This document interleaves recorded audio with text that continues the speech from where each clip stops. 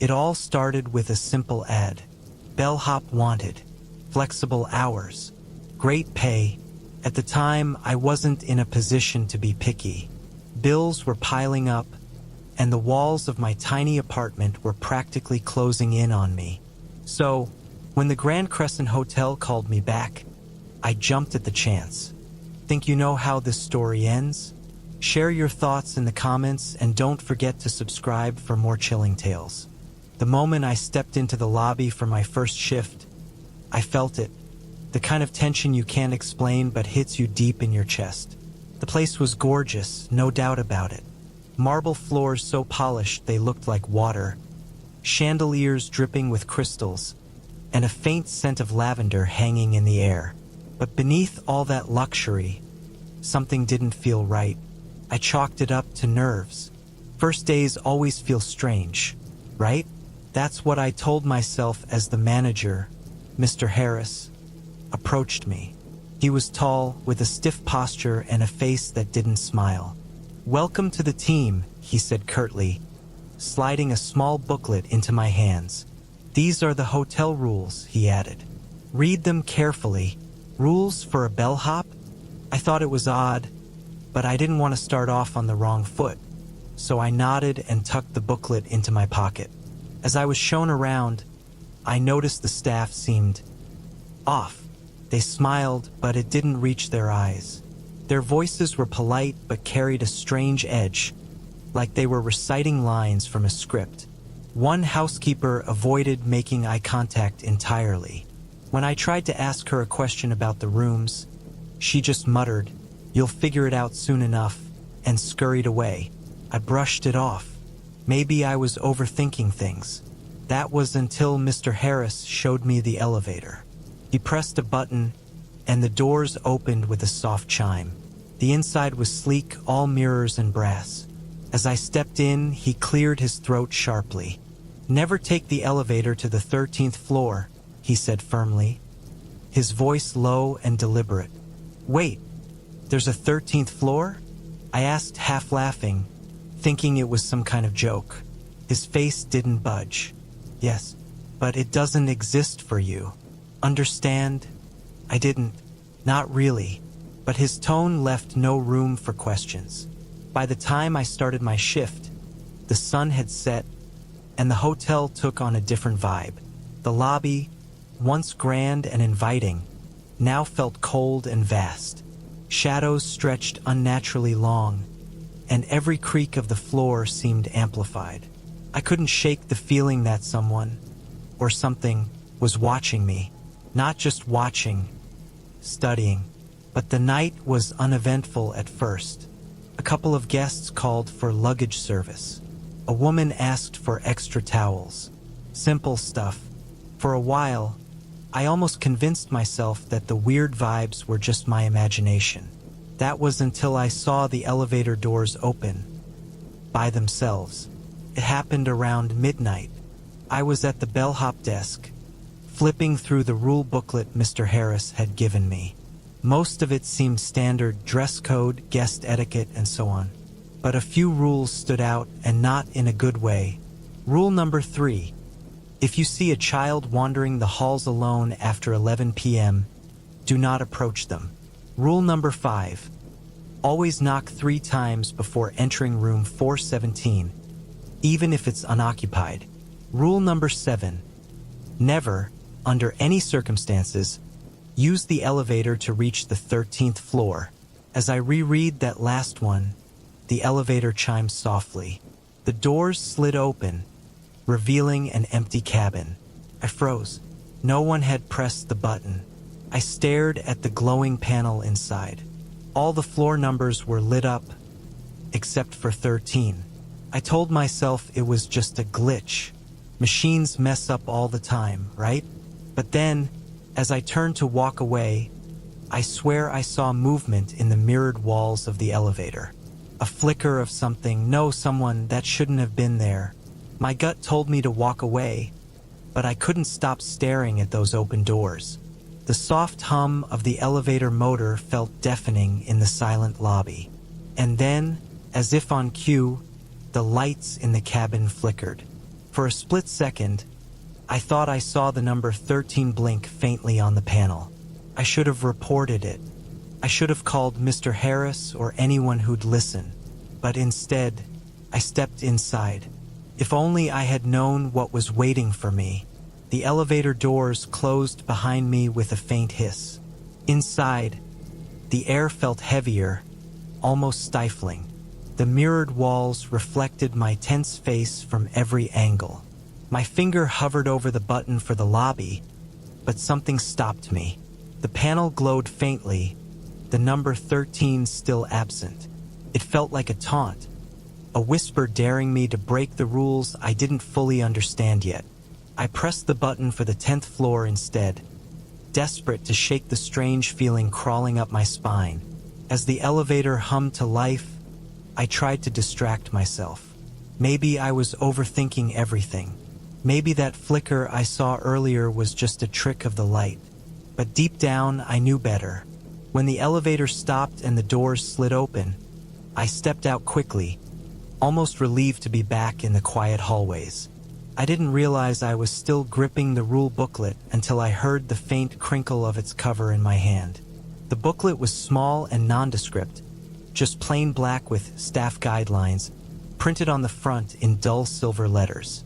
It looked harmless enough, but I couldn't shake the memory of Mr. Harris's stern face when he handed it to me. I leaned against a wall under the soft glow of a wall sconce and flipped it open.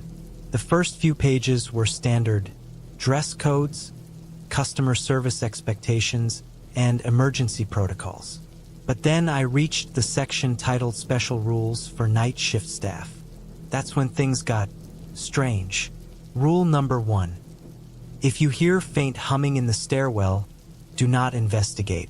Keep walking and avoid making any noise. Rule number 2. Guests in room 715 may request extra pillows.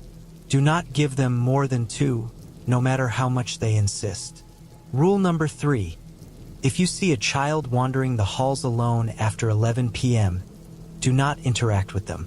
Instead, inform the front desk immediately. My hands tightened on the booklet. A child? Wandering alone in the middle of the night? What kind of place was this? I kept reading. Rule number 4. The ice machine on the 8th floor sometimes runs even when it's empty. If you hear it late at night, do not approach it. Rule number 5. If the phone at the Bellhop desk rings between 2 and 3 a.m., do not answer it. The further I went, the more unsettling it became. Rule number 6. Room 417 should remain locked at all times. If you find it unlocked, notify security immediately and stay out of sight. Rule number 7. Never, under any circumstances, take the elevator to the 13th floor. My stomach churned as I read that last one again. I remembered the flicker on the panel, the way the number 13 seemed to almost tease me. This had to be some kind of initiation prank, right? Something the senior staff cooked up to scare the newbies.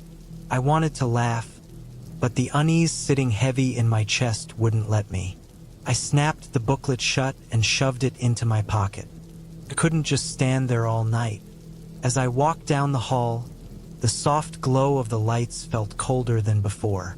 The silence stretched on, broken only by the faint sound of my shoes on the carpet. I couldn't stop glancing over my shoulder, half expecting someone, or something, to be there. At one point, I passed the stairwell door. For a moment, I thought I heard something faint, like a hum just on the edge of my hearing. I froze, my pulse racing. The door was closed, and the sound stopped as quickly as it had started. I pressed on, trying to convince myself it was nothing. By the time I reached the Bellhop desk, I was sweating. I sank into the chair behind it, grateful for the solid weight of the desk between me and the strange atmosphere of the hotel. I pulled the booklet out again, flipping to the page with the rules. I needed to understand. Maybe there was some kind of reasoning behind them. Maybe they were just weird precautions. But as I read them over again, I noticed something I hadn't before. A faint, handwritten note scrawled in the margin of rule number 7. It's not about the floor. It's about what waits there. My blood turned cold. I stared at those words. The ink smudged like someone had written it in a hurry. A chill crept up my neck as the lights above the desk flickered briefly. The air felt heavier again, like it had in the elevator. My eyes darted to the phone sitting on the desk, silent and still. I couldn't help but glance at the clock on the wall. It was 12:48 a.m. For the first time since I took the job, I seriously considered leaving.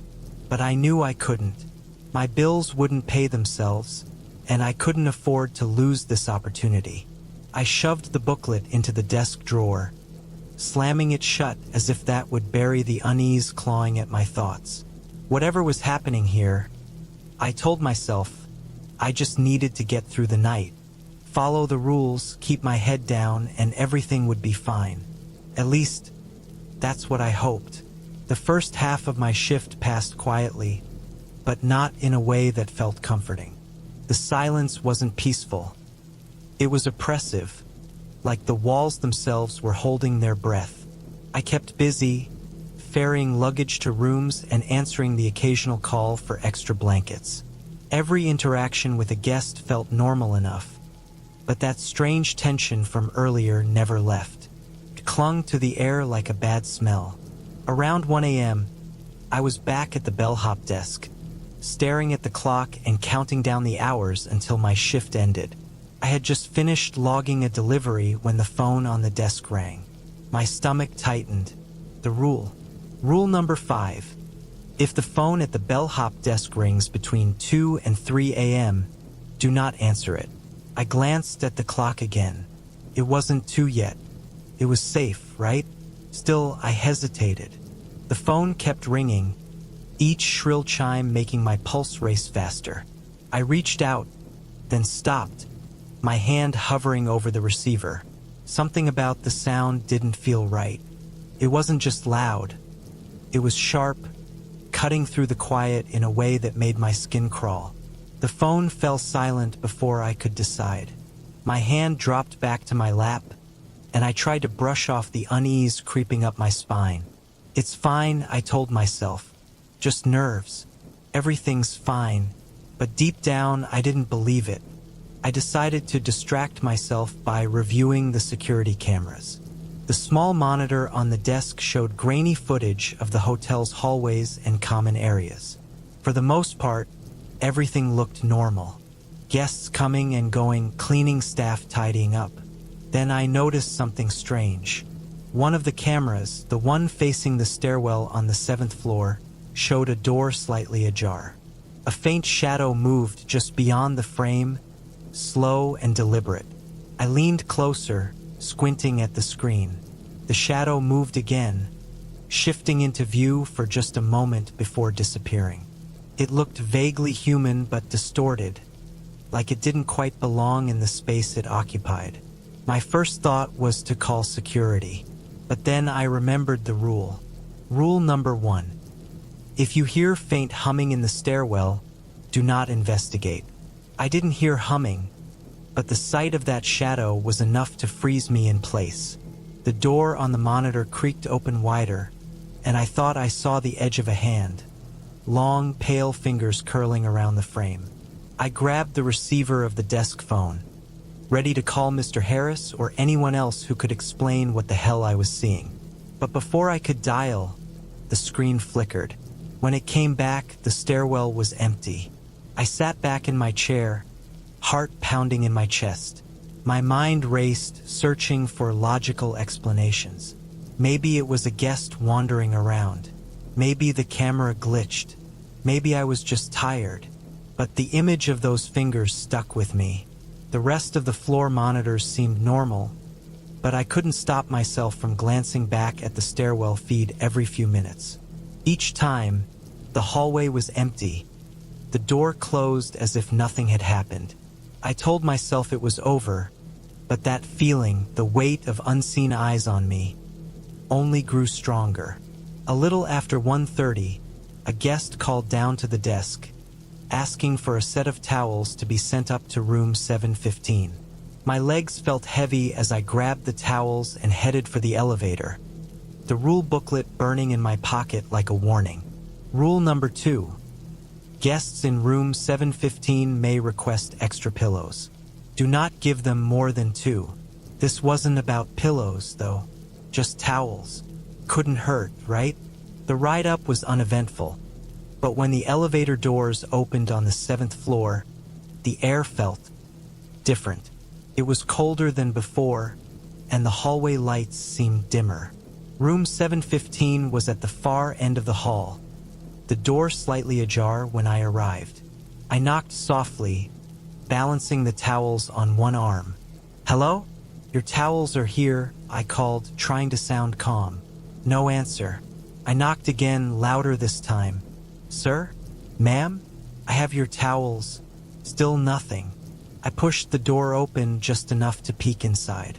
The room was dark, the curtains drawn tight over the windows. The faint scent of something metallic hung in the air, sharp and unpleasant. "Hello!" I stepped inside cautiously, setting the towels on the dresser by the door. My voice echoed faintly in the silence.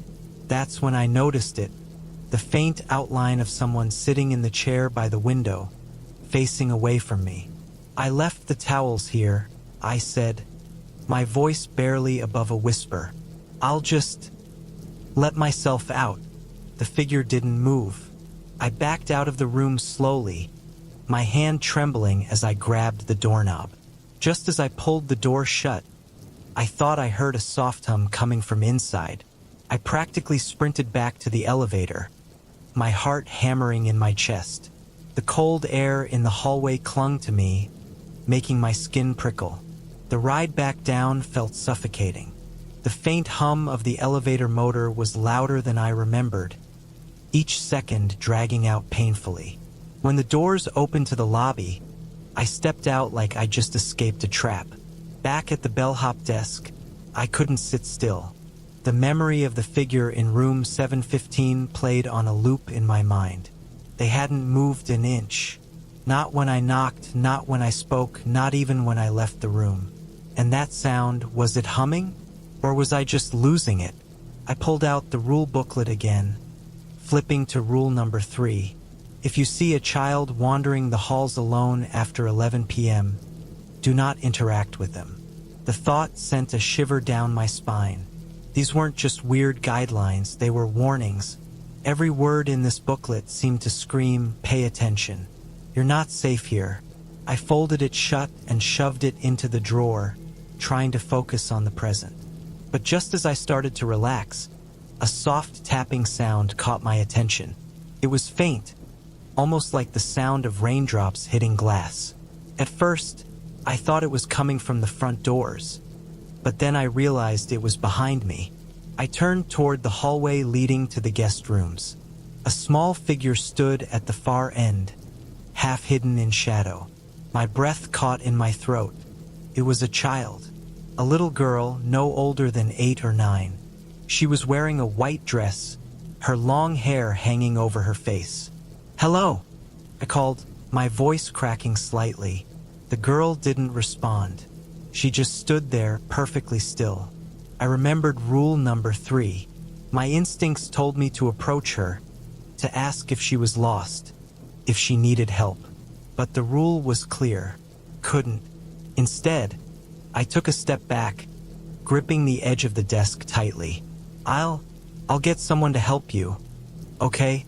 The girl tilted her head slightly, as if she was confused by what I said. Then, without a sound, she turned and walked away, disappearing around the corner. My legs felt like jelly as I reached for the phone to call security. But as soon as I picked up the receiver, the lobby lights flickered. For a split second, everything went dark. When the lights came back on, the lobby looked the same except for one thing. The elevator doors were open. I stared at them, my pulse quickening. I hadn't heard the chime, hadn't seen the panel light up. They were just open. I stepped toward the elevator cautiously, half expecting something, or someone, to be inside, but it was empty. Then, as I moved closer, the panel lit up. I froze. The button for the 13th floor was glowing faintly, even though no one had pressed it. My instincts screamed at me to walk away, to leave the elevator and call for help. But something held me there, rooted to the spot. The doors began to close. At the last second, I reached out and stopped them with my hand. They slid open again, almost reluctantly, as if the elevator didn't want me to get inside. I stepped in, my heart pounding in my ears.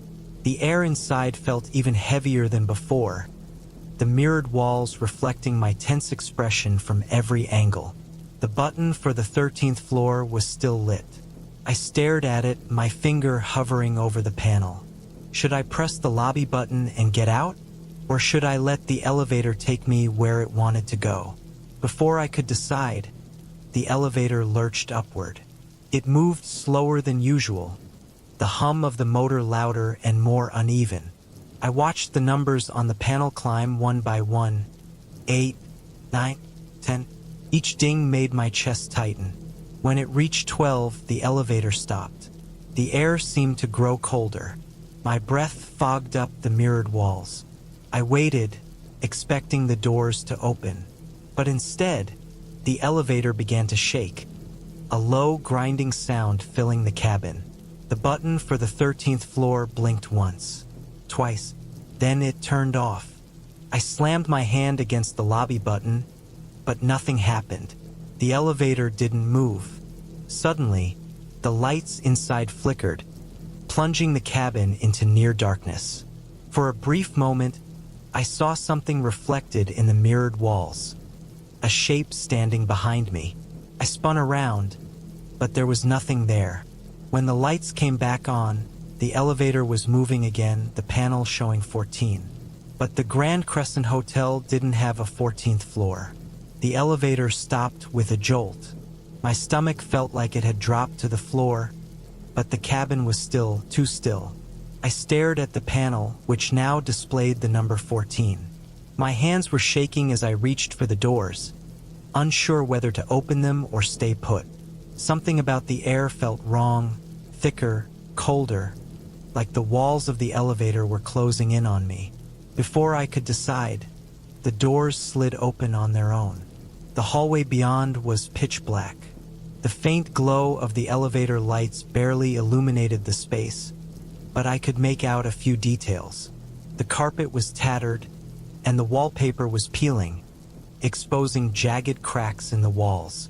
I told myself to stay inside, to press the lobby button and forget this ever happened. But then I heard it, a faint, almost imperceptible sound. Footsteps.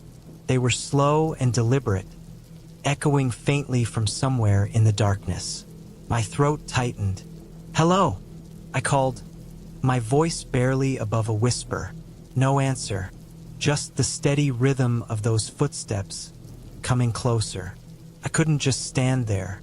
Swallowing hard, I stepped out of the elevator, my shoes sinking into the threadbare carpet. The air was colder out here, almost biting against my skin. The doors slid shut behind me with a soft hiss, leaving me alone in the dark. The hallway stretched endlessly in both directions, a void of shadows and silence. I fumbled for my phone, my fingers clumsy with panic, and turned on the flashlight.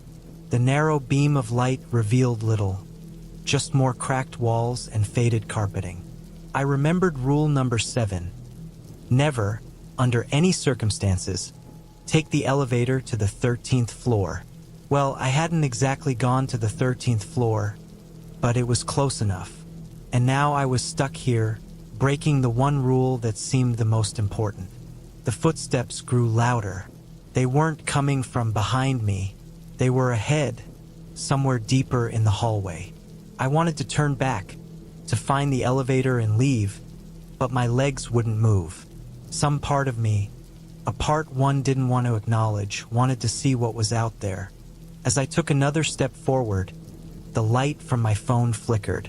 The footsteps stopped. "Who's there?" I called, trying to sound braver than I felt. No response. I scanned the hallway with the flashlight, the narrow beam bouncing off the cracked walls.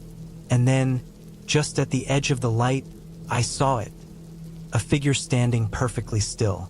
It was the same figure I'd seen earlier in room 715, sitting by the window. But now it was standing, its back turned to me. Its body was unnaturally stiff, the outline blurred like it didn't quite belong in this world. My breath caught in my throat as the figure slowly turned. It didn't have a face. Where its features should have been, there was only smooth, pale skin, stretched too tightly over its skull. I stumbled back, my heart hammering in my chest. The flashlight flickered again, and for a moment the figure disappeared. When the light steadied, it was closer. I turned and ran, my footsteps pounding against the worn carpet.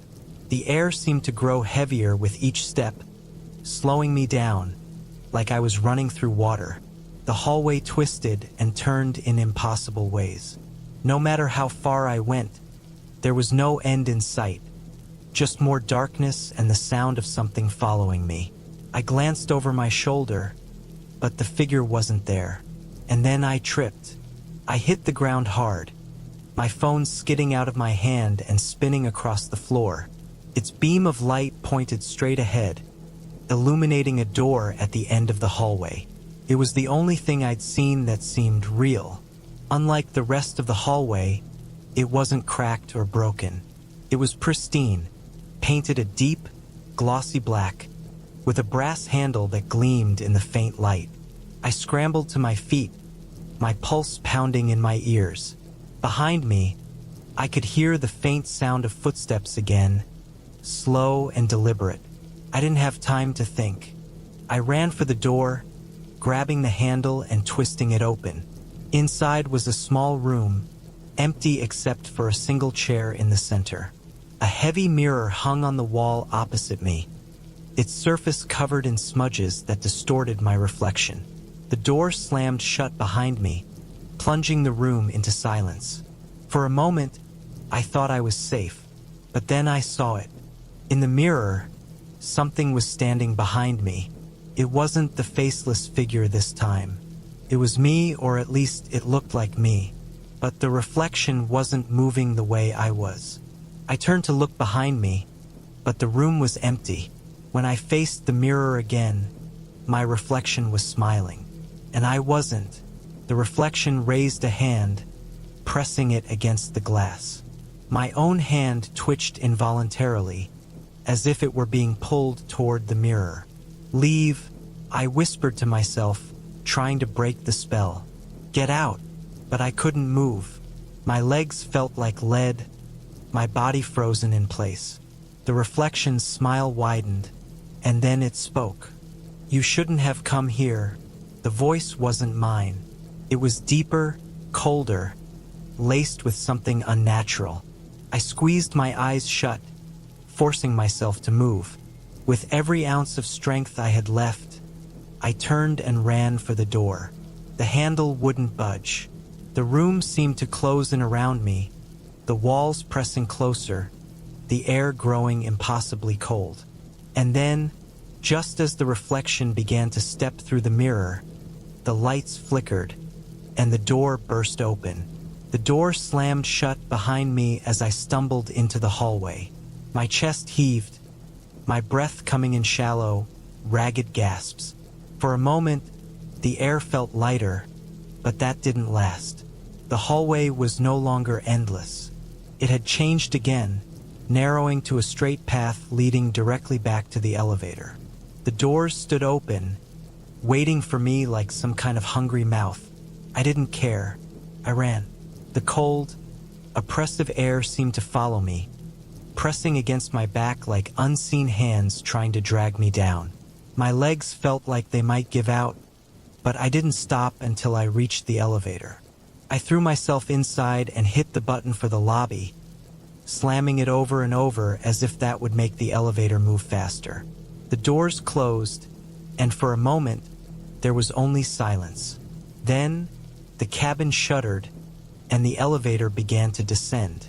I pressed my back against the mirrored wall, gripping the railing so tightly my knuckles turned white. I didn't dare look at my reflection. The elevator moved agonizingly slow, the faint hum of its motor uneven and strained. The panel showed the numbers counting down, 13, 12, 11. When it hit 10, the lights flickered again. My heart leapt into my throat as the cabin was plunged into darkness. Then I heard it, a soft, rhythmic tapping. It was coming from the ceiling. I looked up, my breath caught in my chest. Something was moving above me. The tapping grew louder, more deliberate, as if it knew I was there. I wanted to scream, but no sound came out. My entire body felt paralyzed with fear. And then, as quickly as it started, the tapping stopped. The lights flickered back on, and the elevator jolted violently. I fell to the floor, clutching the railing as the cabin sped downward, faster than it should have been able to go. The numbers on the panel blurred, counting down in rapid succession. I squeezed my eyes shut, bracing for impact. But instead of crashing, the elevator came to a sudden, jarring stop. The doors opened. I stumbled out into the lobby, my legs barely supporting me. The space looked just as it had when I started my shift, grand, pristine, and eerily quiet. But something was different. The air felt heavier, thicker, like the hotel itself was watching me. I turned to look at the elevator, half expecting the doors to slam shut or the panel to light up with the number 13 again. But it didn't. For a moment, I thought it was over, and then I saw her, the little girl. She was standing in the middle of the lobby, her white dress glowing faintly under the chandelier's light. Her face was still hidden by her long hair, but I could feel her gaze on me. My chest tightened as she tilted her head slightly, as if she was curious about what I would do next. I wanted to run, but my legs refused to move. I followed the rules, I whispered, my voice trembling. I did everything I was supposed to. The girl raised a hand slowly, pointing toward the front desk. I turned to look, and my stomach dropped.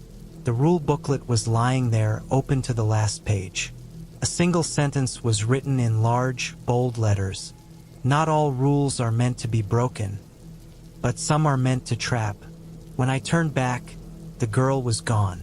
I didn't wait to find out what would happen next. I grabbed my things and ran out of the hotel, not stopping until I was several blocks away. The cold night air burned my lungs, but I kept running, desperate to put as much distance between myself and that place as possible. By the time I stopped, the first rays of sunlight were breaking over the horizon. I stood there, shaking, trying to convince myself it was over. But deep down, I knew it wasn't. That night left a mark on me, one I can't shake no matter how hard I try. Even now, weeks later, I still feel like I'm being watched. Shadows move in the corners of my vision, and I hear faint footsteps in empty hallways. I quit the job the next morning, but that wasn't the end of it. You see, I left something behind. My name tag, and sometimes, when I close my eyes, I swear I hear the phone ringing, waiting for me to answer. Ready for more chills and mysteries? Subscribe and turn on the bell. You never know what story is coming next.